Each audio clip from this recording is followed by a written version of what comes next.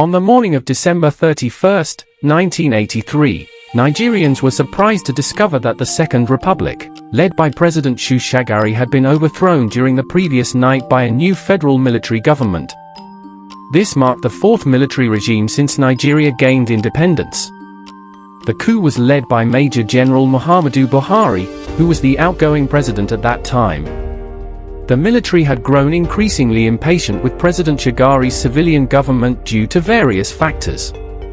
The Nigerian economy was in a state of turmoil, and the consequences of misusing previous revenues from oil and foreign reserves had become evident.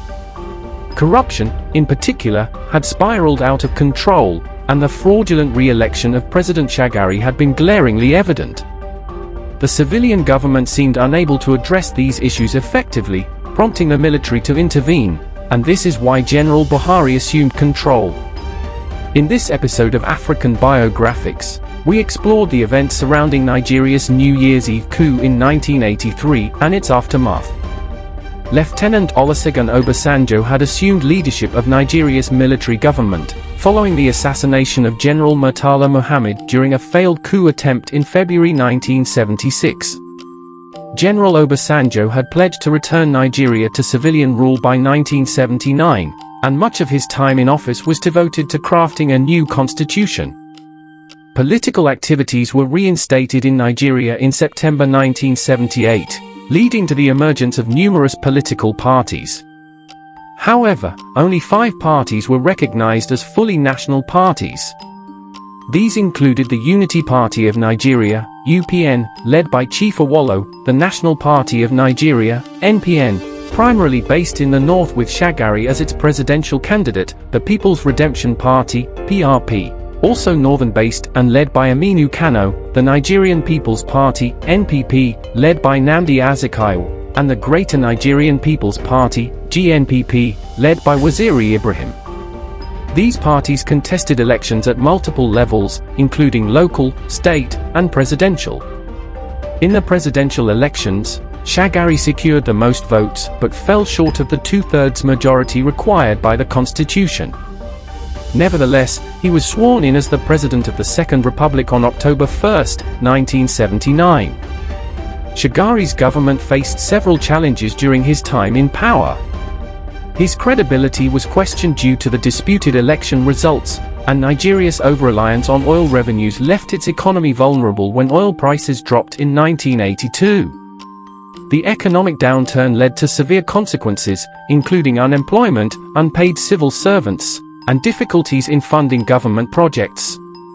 Corruption persisted among the political elite despite these hardships. In early 1983, Shagari's government expelled around 2 million foreign workers, mainly from Ghana and Cameroon, as a response to the worsening economic situation. This move further strained Nigeria's relationships with its West African neighbors. The elections held in 1983 were marred by accusations of fraud and malpractice. Shagari and his party, the NPN, won the majority of the votes. Still, allegations of electoral fraud and the economic crisis contributed to growing resentment against the government. On New Year's Eve in 1983, Nigerians awoke to the news that the military had taken control of the government, effectively ending the Second Republic. Major General Buhari's coup announcement on Lagos radio cited the military's mission to protect national interests and remove what they saw as inept and corrupt leadership responsible for the economic crisis, educational system collapse, and unemployment. Initially, the coup seemed limited to the capital, but it later became apparent that it had nationwide implications. As the day unfolded, it became clear that the coup extended beyond Lagos, with military presence increasing in various states. The coup leaders took measures like the voluntary retirement of service chiefs and the appointment of military governors. Shagari was subsequently retired, although he was not implicated in corruption or self-enrichment during his time in office. Sani Abacha, who announced the coup on television, introduced Major General Muhammadu Buhari as the new head of state. Buhari assumed leadership of Nigeria as the country returned to military rule. Shagari was eventually released from detention in 1986, although he was banned from participating in politics for life. These events marked a significant turning point in Nigeria's political history, with the military once again taking control of the country. General Muhammadu Buhari, who was now assuming leadership, was born on December 17, 1942, in Katsina, Nigeria. His early education included attending the Katsina Model School in 1953, and the Katsina Provincial Secondary School from 1956 to 1961.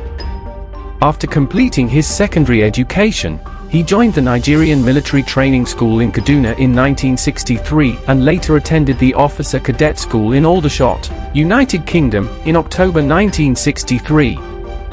In 1964, Muhammadu Buhari returned to Nigeria to undergo the Platoon Commander's course at the Nigerian Military College. Subsequently, he went back to the United Kingdom for training at an Army Mechanical Transport School in Borden. Before the 1983 military coup, Buhari gained prominence in Nigeria through various avenues. He participated as a combatant in the Nigerian Civil War, served as the military governor of the northeastern states of Nigeria in 1975, and in 1977, he was appointed as the minister, then referred to as Federal Commissioner, for Petroleum and Natural Resources. Additionally, following the establishment of the Nigerian National Petroleum Corporation, Buhari became its first chairman. During his tenure at the NNPC, there was an incident where a significant sum of money, approximately 2.8 billion naira, went missing from the corporation's accounts between 1976 and 1979. However, it was generally acknowledged, even by his critics, that Buhari maintained financial integrity, discipline, and used public funds for public projects. On New Year's Day in 1984, with Buhari now evidently in control, he provided a justification for the coup and outlined the general principles for the new military government's policies. The primary motivations cited for the military intervention were to address economic decline and rampant moral corruption. The government under Buhari promised to tackle issues such as indiscipline, fraud, corruption, squandering of public funds, and misuse of public office for personal gain, all of which had reached alarming levels in the previous years. Buhari pledged to address these problems ruthlessly, regardless of those involved. Political institutions were banned or dissolved, and the Supreme Military Council of the Supreme Headquarters was reinstated. Major General Tunde Idiapan, as the second-in-command, was believed to hold significant power, leading many to refer to this government as the Buhari-Idiapan regime. Initially, the coup enjoyed widespread support in Nigeria. The government's immediate challenge was to revive the country's economy, which had suffered due to mismanagement during the Second Republic and a sharp drop in oil prices.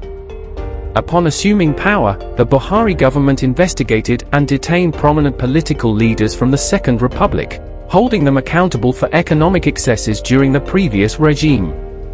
The government also imposed restrictions on various groups, including the Nigerian Medical Association and the National Association of Nigerian Students. The regime introduced 2 decrees that curtailed press freedom and stifled criticism of the government.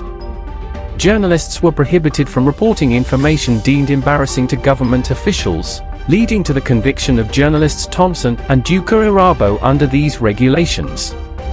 Decree No. 2 empowered the Chief of Staff at the Supreme Headquarters to detain individuals considered security risks for up to 6 months without trial.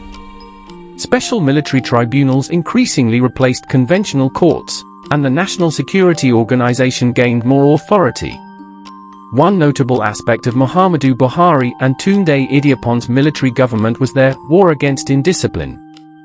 They identified corruption and indiscipline as underlying issues in Nigeria, emphasizing the need for discipline to maintain law and order. This initiative included cracking down on various behaviors, such as littering, queue jumping, and working without commitment. The government also targeted smuggling, cheating, and the hoarding of essential commodities, launching thousands of raids on warehouses where such goods were stored. These seized goods were either sold at low prices or distributed for free to the public.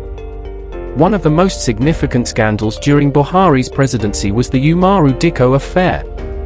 Umaru Dikko, a former Minister of Transport and Aviation, fled to Britain after the military coup. He was accused of corruption, hoarding essential commodities, and enriching himself. There was an extraordinary plan to kidnap him from London and repatriate him to Nigeria, but it was foiled by British authorities. In the aftermath of this entire debacle, a Nigerian intelligence officer and 3 Israeli individuals involved in the plot received prison sentences in the United Kingdom. This led to a breakdown in diplomatic relations between the UK and Nigeria, with full restoration occurring 2 years later. Despite the Buhari-Adiabon regime's attempts to impose discipline and control over Nigerians, it soon became evident that the economy could not be directed through force. Nigeria's economic situation remained extremely challenging. In 1984, negotiations with the IMF had collapsed, prompting the government to implement its austerity program. These austerity measures made it hard for local industries to obtain essential imported raw materials, causing many to shut down or operate at significantly reduced capacity. Numerous workers were laid off, and the government itself reduced its workforce to enhance efficiency. All these actions were accompanied by high inflation, causing the prices of basic food items to soar and making life increasingly difficult even for the more affluent. Unfortunately, due to the grim state of the economy, the government resorted to devaluing its currency in May 1985. This action led to the expulsion of another 700,000 foreigners from the country as they sought to escape the economic crisis. Throughout 1985, Buhari's leadership became notably more authoritarian, but he failed to effectively address the country's economic problems. While approximately 2,500 political detainees were released, the government retained the power of detention without trial. Symbolically, the arrest of the popular musician Fela Kuti exemplified the government's crackdown on dissent. Fela's lyrics sharply criticized the government's inability to address national issues. The inflexibility of Buhari's regime fueled public discontent, and its actions against civil liberties eventually paved the way for another coup d'état. In the early hours of August 27, 1985, Major General Joshua Dokanaro's voice, accompanied by martial music, informed the battered nation that power had been peacefully seized from General Muhammadu Buhari by Major General Ibrahim Babangida. In a subsequent television address, Babangida criticized the Buhari government for being too rigid, failing to resolve economic mismanagement, and causing intolerable suffering. Following his ousting in 1985, Muhammadu Buhari spent 40 months in prison, double the duration of his time in power. He was later reinstated to power by co-leaders, and from 1995 to 1998, he served as the chairman of the Petroleum Trust Fund.